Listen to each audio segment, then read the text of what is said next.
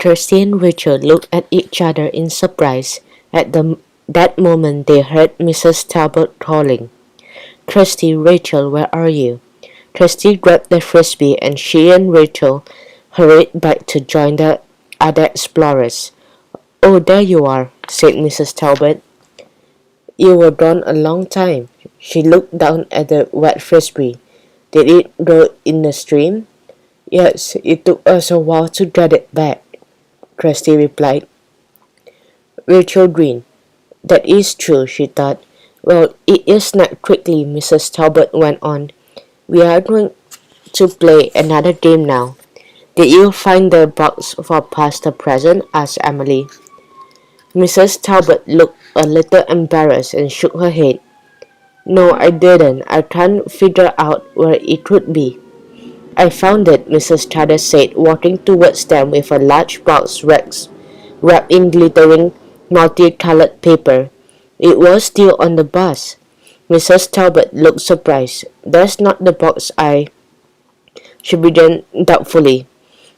"Well, it must be," said Mrs. Thader. "It is the only present here." Rachel and Kirsty glanced at each other and smiled, and they knew what Polly had been up to when she took the fairy dust out of her party bag. This was a magic present from Polly, the party fun fairy. "Gather around, girls," told Mrs. Thader. "Sit down on the grass in a big circle." Kirsty and Rachel hurried to join their friends. Meanwhile, Mrs. Talbot was still looking confused. "I don't remember using that sparkly wrapping paper at all," she muttered to herself.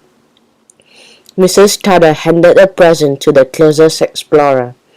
"Now remember, girls, whoever is holding the present, when the music stops, get to take off a layer of the wrapping paper." "I can't wait to see what's inside," Kirsty whispered to Rachel.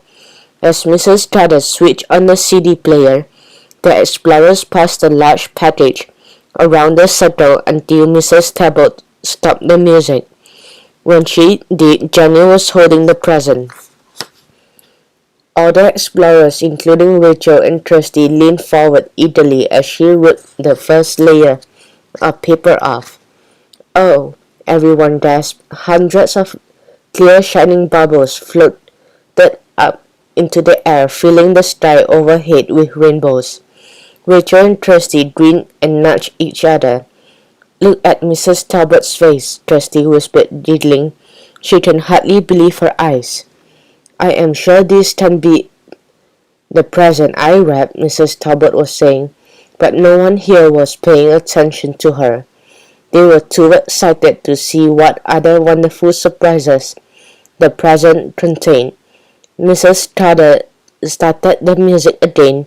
This time when it stopped and an explorer moved another layer, hundreds of pieces of glittering confetti burst out of the paper.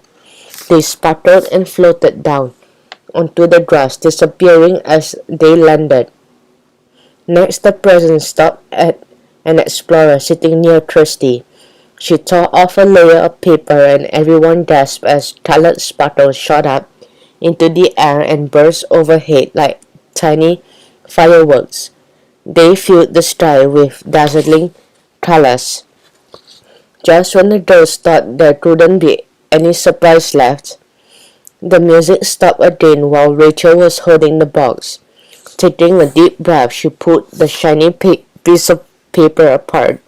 It was the last layer, a huge pile of candy wrapped in colorful twists of paper spilled onto the grass. The explorers cheered. "Thank you, Polly," Rachel whispered as she and Kirsty began to hand the candy out to the other explorers.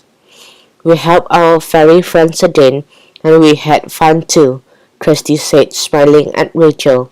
She sighed happily. "Fairy adventures are always the best."